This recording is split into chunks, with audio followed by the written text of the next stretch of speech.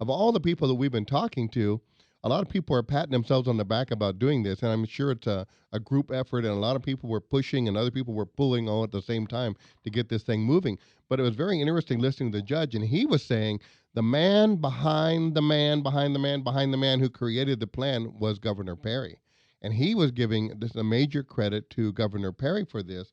And of course, as the paper shows that Texas Texas put in $15.3 million at one point, and then another 85 million in capital investments. And he was giving the bulk of the credit, which we haven't really heard, to Governor Perry. And if so, a good job, Governor Perry.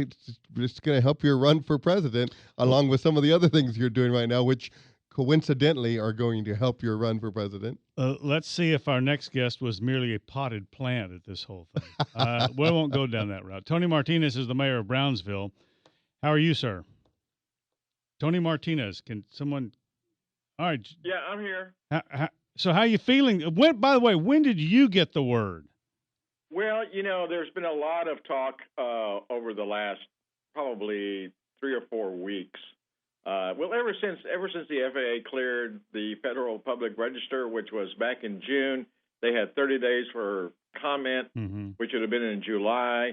So it's been about a month that they're trying to figure out exactly, and I think the last land closure was the 50 acres for the launch pad that was reported in the paper maybe 3 weeks ago.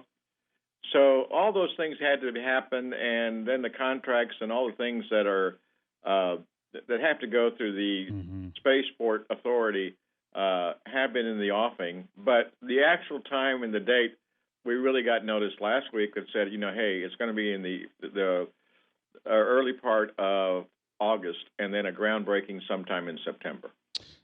After the hurricane season, I'm sure. Well, I don't know. I mean, hurricane season goes into November. But, basically the thrust of most of our hurricanes that come in sometime in, August, September. Late September ought to be okay. My father always said that our time of most exposure was August 15 to September 15. But yeah, no, he was correct. I want to talk to you off air about getting on the insider party invitation. But let me go back to this. What do you have any idea or any insight into what? Because other venues were asking Elon Musk to put SpaceX launch site there. What made the case for South Texas and Brownsville? Well, I will tell you because I think, and again, I can't probe into their minds, but we had a lot of contact with SpaceX, and we had, quite frankly, we had barbecues. I mean, we discussed this a lot, but one of the things I think, besides the money, which I think we were competitive, I'm not quite sure that we were the ones that had the most money on the table, but there's a project called Stargate that, everybody talks about, but nobody really knows what it is, and it's got to do with actually monitoring all the satellites that are out there in space.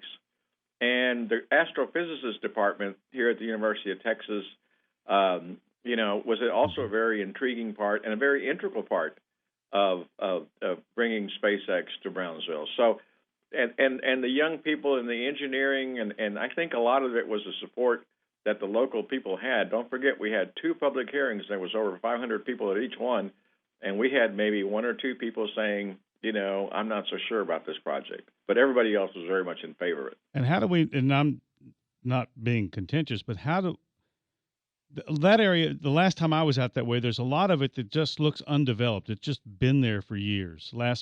I've been a Valley resident all my life, and I was born a few years ago. I've watched South Padre develop like, crazy. But Boca Chica hadn't. Before the first causeway was even built back in 1954. So, there's just some areas that don't develop commercially. It's a great place to go out to. What about wildlife? I would think that this would be bad for wildlife. No. Well, I studied that pretty hard, having been involved when I was doing more active in the trial lawyer section in environmental law.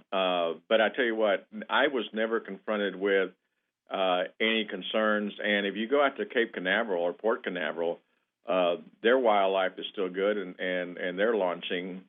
I went to a couple of launches with SpaceX, and doesn't seem to perturb that. I mean, I'm sure that there's some minimal effect, but not of any consequence. And so, because we talked to the Fish and Wildlife people, we talked to the Department of Interior. There was some mitigation plans that were actually presented to do some things, but it's basically a sound project with a very interesting company. Mayor, you mentioned a 50-acre purchase out there. And do you have any idea how much land SpaceX is going to be purchasing or how big that facility is going to be in the long run? Do we have any projections? I know their place in Hawthorne, California was 980 acres. Yeah, no, I don't, like I said, at the present time, I don't think that they have that kind of expansion in mind. We were privy to a lot of the purchases that they were doing out there in that area. But nothing of that magnitude. For a launch site, you don't really need an expansive area. But they have bought. I couldn't tell you what they have bought or how many acres they bought. But I think they've bought sufficient amount of land where, again, as a business person, as an entrepreneur, you need to make all those things ahead of time and plan ahead of time and buy ahead of time so that you don't, end up in a market that the prices are overwhelming. Well, with the Spaceport USA being out there, there's going to be a lot of collateral infrastructure that's going to be needed to support that facility.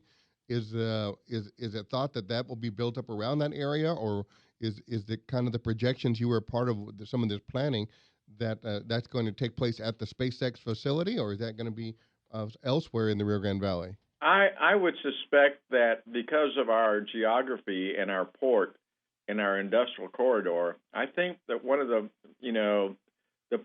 logical place to look would be within the city and close proximity to the waterport, as well as Highway 69. So, but I can't, like I said, if you've been out to, the NASA and the space station out there, this is very similar to what happened back in the 60s when the federal government was investing in the aerospace industry. We're now looking at private industry, obviously. Well, private industry would be a little bit more efficient and streamlined, but still we would be talking about a pretty huge facility before they get through it. I mean, we're not talking about 50 acres. Well, no, I don't know exactly what acreage you're looking at, but I'm telling you, the actual launch site or the pad and the things that are attendant thereto, the buildings that go around it, really are, not as consuming of land as you might expect. Now, what happens is you can't have, population or houses or anything like that within a close proximity of it. So, and a lot of that belongs to the fish and the wildlife, and you've got all kinds of different entities that are involved out there. So, I haven't seen the plans as you would, let's say, architecturally of any of their plans, but I'm sure that's coming down. But with the other government land around there, that pushes everybody back away from it. But that would also limit building infrastructure right there around the facility as well, wouldn't it? Sure.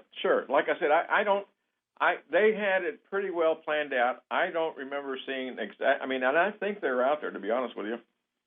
There are some plans, some preliminary plans, because they have to definitely, they are a very exacting group, and they figured out everything exactly what they needed, and quite frankly, were very diligent in acquiring what they needed to acquire to get the project underway. Two questions. Two questions. The Copernic Shores development is sort of right across the street. Is it just one street or two streets that sort of never developed, but there were some people living there? Are they still going to be living there? Well, I think they're certainly entitled to live wherever they want to live. I don't know that. I've been around, and there was tons of litigation over that area 25, 30 years ago. And a lot of it was lost to, there was a lot of tax. It's lost over time to the government. Yeah, there was a lot of that going on. So it's not a densely populated area. Yeah. And like I said, I've met a couple of the folks that live out there, and I don't know what they intend to do. I never did ask them. It probably, if they wanted to be isolated and not be near civilization, Well, that probably may not happen. that rumble is going to upset their satellite pictures. Is what I'm Yeah, afraid. Are you saying that we're going to get a better class of citizen out there with SpaceX? They were just old people by the time I was out there. Yeah, no, I mean, I tell you what, it was interesting because I've been out there on numerous occasions now. There's not that much, activity going on, but I mean, there was people from Alaska the last time I was there. People that are kind of like the ones that are looking for the frontiers, but Yeah. I think the frontier here is going to be space. I think Alaskans down here, that's the ultimate winter Texan. Yeah, no, it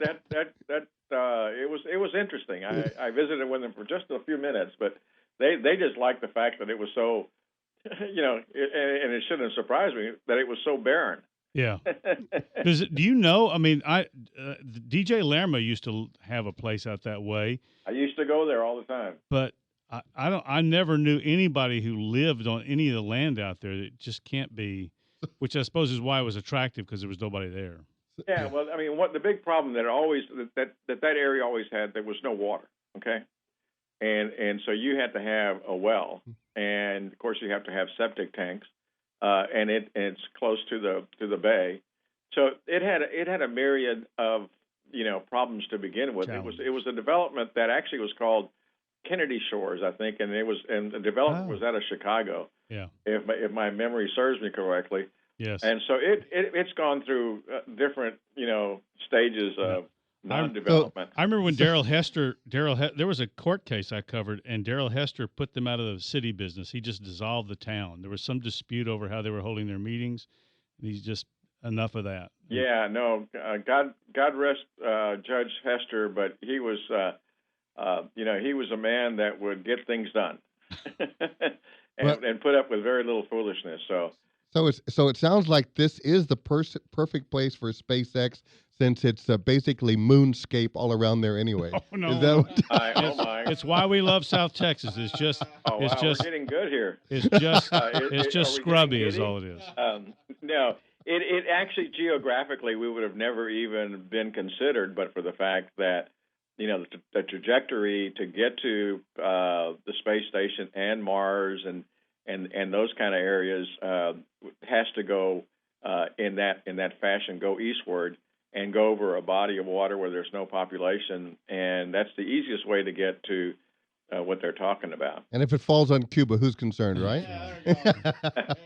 All right, Tony Martinez, thank you for your time and your efforts this afternoon. We appreciate it. Well, thank you guys so much. Have a great day. Mayor of Brownsville, Tony Martinez. You're listening to Carl Henderson, Davis Rankin, joined by Sergio Sanchez. You're listening to 710 KURV.